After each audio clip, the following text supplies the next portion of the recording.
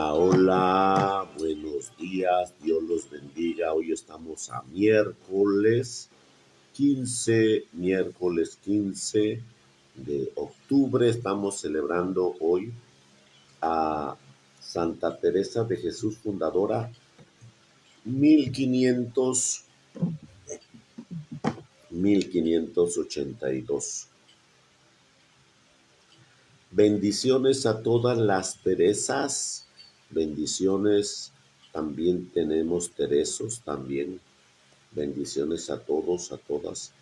Hoy día miércoles, un día muy fresco, con espíritu de lluvia, y bueno, pues nos seguimos preparando para todo este contexto que está generando mucha agua, esta tormenta tropicales. Y bueno, en el Señor nos preparamos para esta vida de los santos y nos acompaña el Señor con su presencia divina en este día de gracia, fortaleza y bendición. Buen día a todos, buenos días, Dios los bendiga a todos los cumpleañeros, a todos los que es día de su santo. Tenemos varias Teresas por aquí, que el Señor les bendice abundantemente, que el Señor les mire con su presencia. Escuchamos este canto en este día de los santos.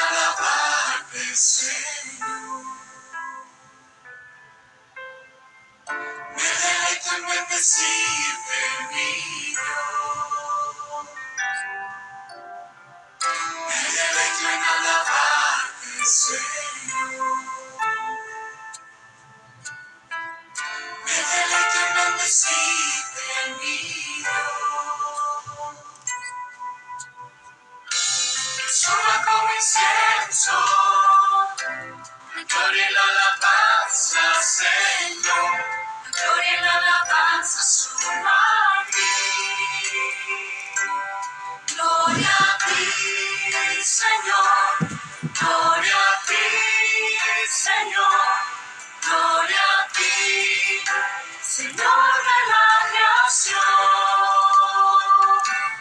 Gloria a ti, Señor, gloria a ti, Señor, gloria a ti, Señor de la creación. Me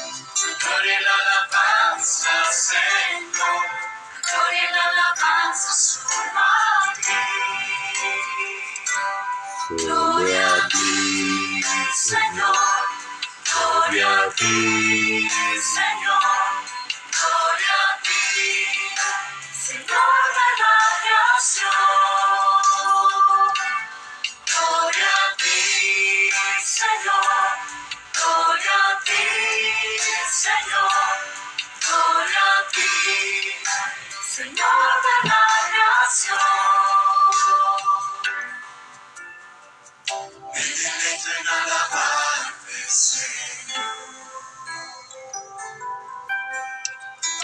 Me deleito en bendecirte, mi Dios. Me deleito en alabarte, Señor. Me deleito en bendecirte, mi Dios.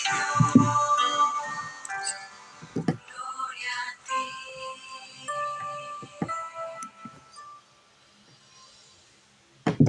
En el nombre del Padre, del Hijo, del Espíritu Santo. Amén. Santa Teresa de Jesús, fundadora en el año 1582. Algunos hacen derivar el nombre de Teresa de la palabra griego terizo, que se traduce por cultivar y entonces significa la cultivadora. Otros lo hacen derivar de la palabra terao, cazar, y entonces querrá decir la cazadora. Ambos títulos le quedan muy bien a nuestra santa, cultivadora de virtudes y cazadora de almas para llevarla al cielo. Santa Teresa es una de las más famosas santas que ha tenido la Iglesia Católica y el Papa Paulo VI la declara junto con Santa Catalina, doctora de la Iglesia. Nació en Ávila, España, el 28 de marzo del año 1515. Su propio nombre era Teresa Sánchez. Sus padres fueron Alfonso Sánchez y Beatriz Dávila. En su casa eran 12 hijos, tres, de, tres del primer matrimonio de don Alfonso y 9 del segundo, el cual nació Teresa. Allí dice en su autobiografía: por la gracia de Dios, todos mis hermanos y medios hermanos se asemejaban en las virtudes más buenas de mis buenos padres, menos yo. Ella y Rodrigo, su hermano, de niños eran muy aficionados a leer vida de los santos y se emocionaban al saber que los que le ofrecen su vida por el amor a Cristo reciben un premio en el cielo. Así que, así que dispusieron irse a tierra de maometanos a declararse amigos de Jesús y así ser martirizados y conseguir un buen puesto en el cielo. Afortunadamente por el camino se encontraron a un tío suyo que los devolvió a su hogar. Entonces dispusieron conseguir una celda en el solar de la casa e irse a rezar allá en vez de vez en cuando, sin que nadie los molestara ni les distrajera. La mamá de Teresa murió cuando la joven tenía apenas 14 años. Ella dice que en su teografía, cuando empecé a caer en la cuenta de la pérdida tan grande que había tenido, comencé a entristecerme sobremanera. Entonces me arrodillé delante de una imagen de la Virgen María y le rogué con muchas lágrimas que me aceptara como hija suya y que me quisiera ser ella mi madre en adelante. Y lo ha hecho maravillosamente bien. Sigue siendo ella. Por aquel tiempo me aficioné a leer novelas. Aquellas lecturas enfriaron mi fervor y me hicieron caer en otras faltas.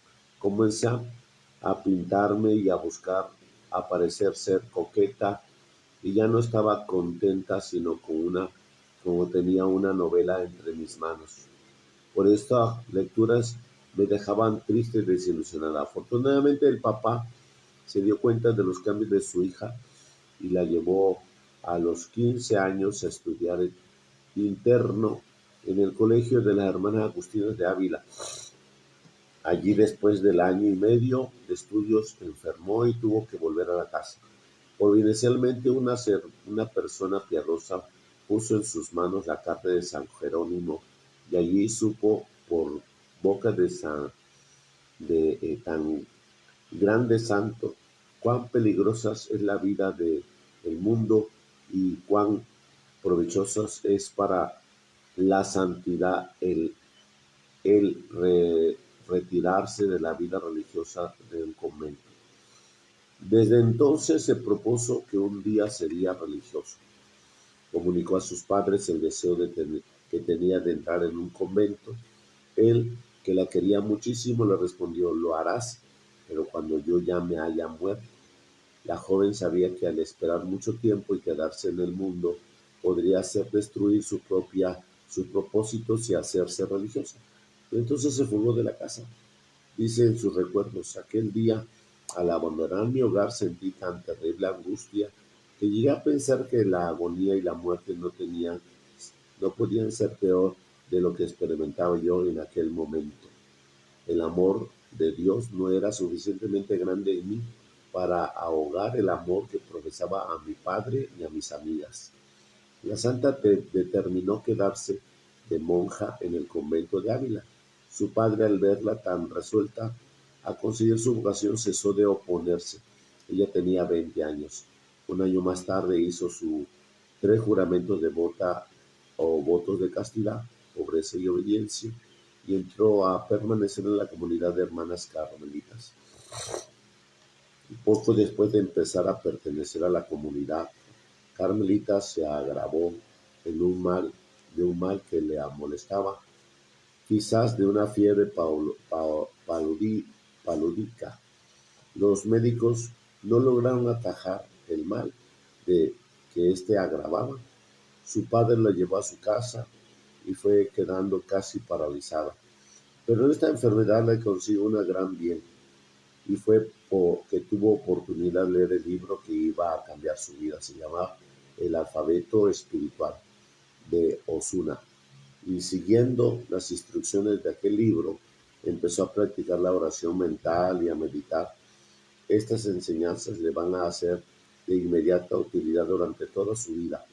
Ella decía después que si en ese tiempo no hizo mayores progresos fue porque todavía no tenía un director espiritual, y sin esta ayuda no se puede llegar a verdaderas alturas en la oración. A los 3 años de estar enferma, encomendó a San José que le consiguiera la gracia de la curación, y de la manera más inesperada recobró la salud. En adelante toda su vida será un gran propagador de la devoción de San José, y todos los conventos que fundaron la consagraron a este gran santo. Teresa tenía un gran encanto personal, una simpatía impresionante, una alegría contagiosa y una especie de instinto innato de agradecimiento que le llevaba a corresponder a todas las amabilidades. Por eso se ganaba la estima de todos los que la rodeaban.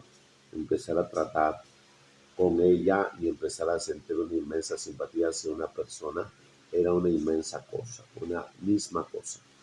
Aquel tiempo, en aquellos tiempos había en el convento de España la dañosa costumbre de que las religiosas gastaban mucho tiempo en salas, recibiendo visitas y charlas en las salas con las muchachas, con muchas personas que iban a gozar de su conversación, y esto le quitaba el fervor de la oración, no le dejaba concentrarse en la meditación, y se llegó a convencer de que ella no podía dedicarse a tener verdadera oración con Dios porque era muy disipada, y que debía dejar de orar tanto.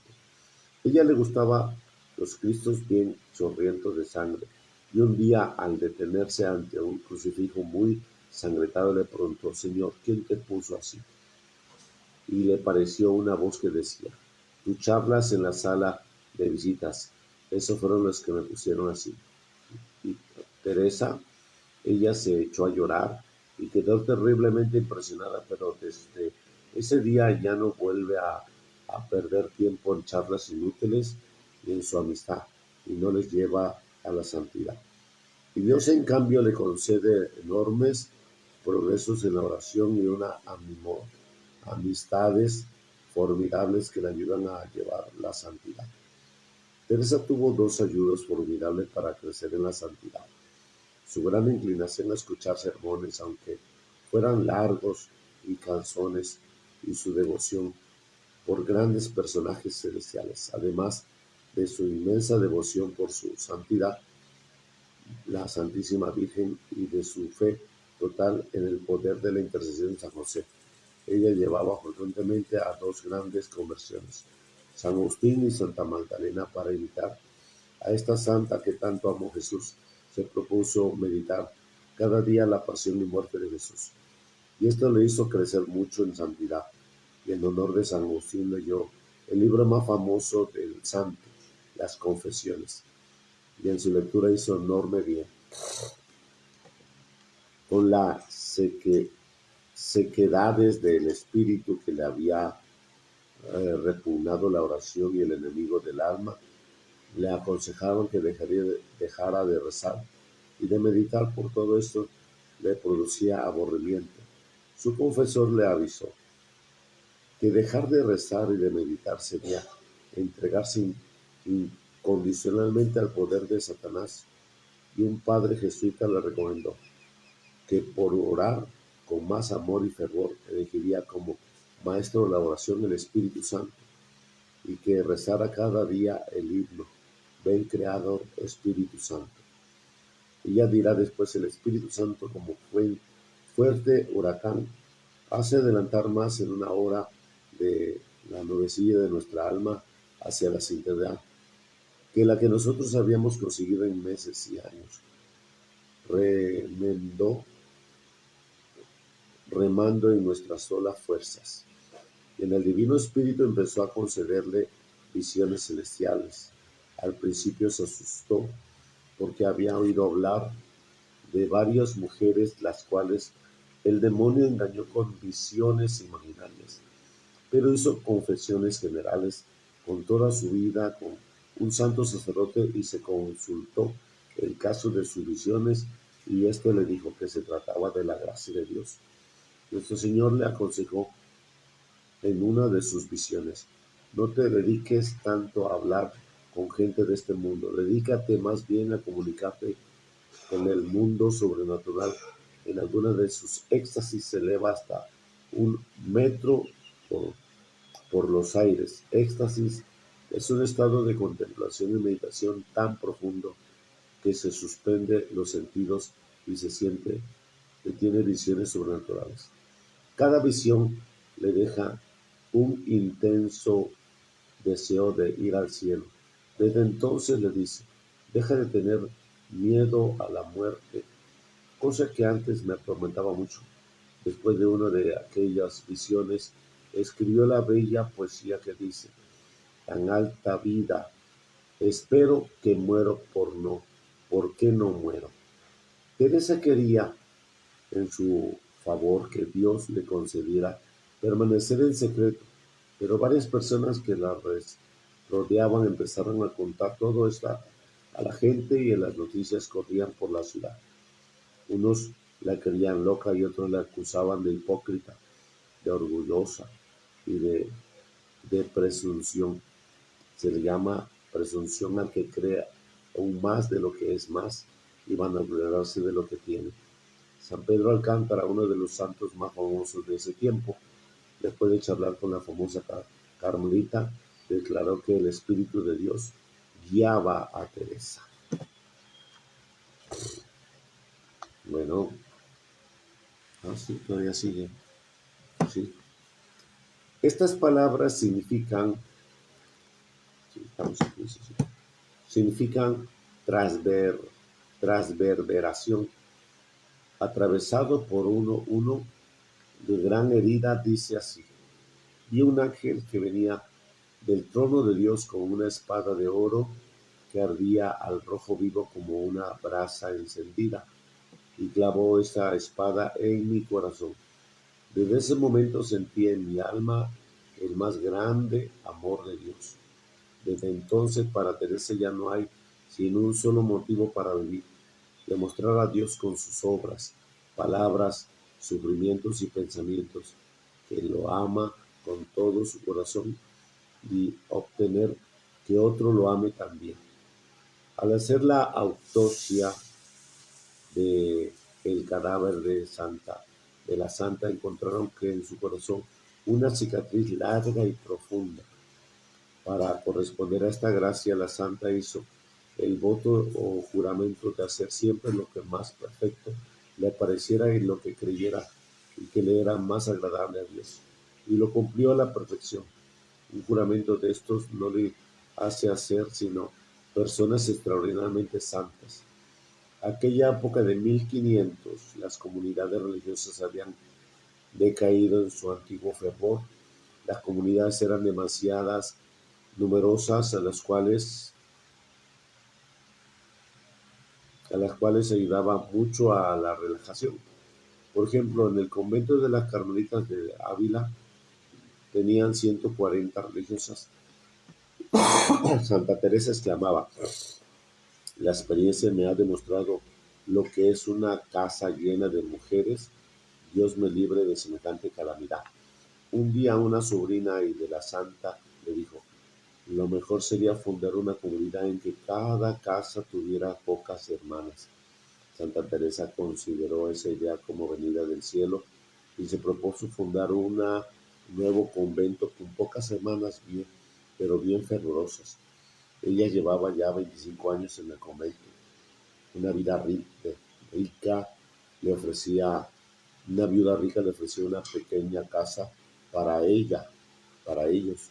San Pedro de Alcántara, San Luis Beltrán, el obispo de la ciudad, apoyaron la idea y el provincial de las Carmelitas concedió el permiso.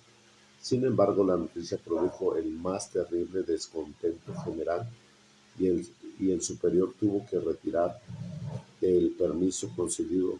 Pero Teresa no era mujer débil para dejarse derrotar fácilmente. Se consiguió amigos en el palacio del emperador y obtuvo una entrevista con Felipe II y se quedó encantada de la personalidad de la santa y las ideas tan luminosas que ella tenía y ordenó que no le persiguieran más. Y así fue llenando España con sus nuevos conventos de carmelitas descalzas, poquitas y muy pobres en cada casa, pero fervorosas y dedicadas a conseguir la santidad propia y un untado en la personalidad de su santa, de la santa y de las ideas más luminosas que ella tenía, ordenó que no la persiguieran más. Y así fue llenando España de sus nuevos conventos de carmelitas de casas, poquitas y muy pobres de cada casa, pero fervorosas y dedicadas a conseguir su santidad propia y de las demás. Se ganó para su causa a San Juan de la Cruz y con él fundó los Carmelitas Descalzos. Carmelitas Descalzos. Las Carmelitas Descalzas son ahora 14.000 en 835 conventos del mundo y los Carmelitas Descalzos son 3.800 en 490 conventos. Por orden expresa de la superiora Santa Teresa escribió unas obras que se han hecho famosas. Su autobiografía titulada El libro de la vida, El libro de las moradas o Castillo del Interior, texto importantísimo para poder llegar a una vida mística, y la fundación o historia de cómo fue creciendo su comunidad. Estas obras las escribió en medio de mareos y dolores de cabeza. Fue narrando con claridad impresionante sus experiencias espirituales. Tenía pocos libros para consultar y no había hecho estudios especiales. Sin embargo, sus escritos son considerados como textos clásicos en la literatura española y se han vuelto famosos en todo el mundo. Santa Teresa murió el 4 de octubre del año 1582 y fue enterrada el día siguiente, que era un 15 de octubre. ¿Por, por, por qué eso? Porque en ese día empezó a regir el cambio del calendario cuando el Papa añade 10 días al almanaque para reparar el error que tenía desde muchos años atrás. Santa Teresa pídele a Dios que nos conceda a nosotros algunas de las cualidades que aquí te concedió. Santa Teresa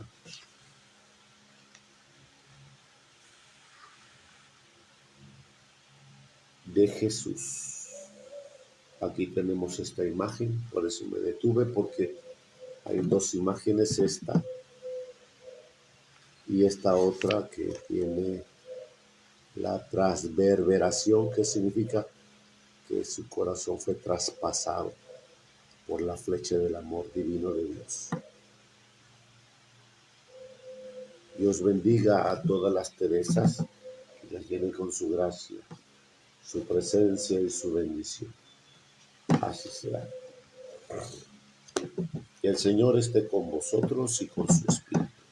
Proclamación del Santo Evangelio según San Lucas. Gloria a ti, Señor. En aquel tiempo Jesús dijo: Hay de ustedes, fariseos, porque pagan diezmo hasta de la hierbabuena, de la ruda y de todas las verduras, pero se olvidan de la justicia, del amor, de la justicia y del amor de Dios. Esto debían de practicar sin descuidar aquello. Hay de ustedes, fariseos, porque les gusta ocupar los lugares de honor en las sinagogas y que les hagan reverencia en las plazas. Hay de ustedes porque son como esos sepulcros que no se ven, sobre las cuales pasa la gente sin darse cuenta. Entonces tomó la palabra un doctor de la ley y le dijo: Maestro, al hablar así nos insultas también a nosotros.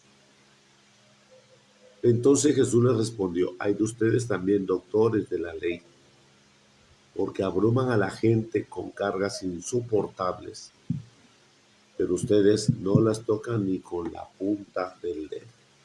Palabra del Señor. Gloria y honor a ti, Señor Jesús. El momento difícil entre Jesús y los fariseos es en el capítulo 11. Jesús les ha mostrado que no se trata de una religiosidad, de una plataforma estable en un solo lugar, porque después no te mueves. Hay que salir, como dijo el Papa el Papa Francisco, una iglesia en salida. Y en ese momento que nosotros vemos que la comunidad religiosa judía se estableció en el templo, y del templo no salía más allá, porque todo lo demás era impuro, todo lo demás era indecente. Entonces, los judíos que estaban estructurados por fariseos, un grupo de fariseos. ¿Quiénes son los fariseos? Los rígidos, los estrictos, sacerdotes, escribas, levitas, ancianos, que van siendo la madeja o el ramillete de religiosos en Jerusalén. Viene Jesús y hace sus maravillas de milagros afuera, no dentro de la sinagoga, afuera. Entonces ellos comienzan a pensar: si ese hombre que está afuera haciendo los milagros, haciendo los prodigios, los romanos van a venir en contra de nosotros, que no hemos hecho nada. Ese hombre ora y libera, ora y sana, ora y hace milagros, ora y los prodigios, ora y sigue la manifestación de obras maravillosas. Entonces los romanos, los fariseos, los judíos, están con una expectativa de qué va a pasar con nosotros. Ya sé, tenemos que determinar matarlo. Cuando ellos determinaron esto, Jesús lo supo, no les tuvo miedo, no fue, ¿cómo se llama? No se acobardó, no se amedrentó, no perdió la autoestima porque tú me quieras perseguir para matarme, sino que fue valiente para enfrentarse. Y llegamos a este texto. Hay de ustedes, fariseos, que pagan el diezmo de la hierbabuena, de la ruda y de las verduras. Está bien, pero olvidan la justicia y el amor. O sea, ¿cómo puede ser que tengas la naturaleza de pagar el diezmo de las cosas exteriores y del roce con tu hermano, justicia y el amor, no lo lleves en la práctica?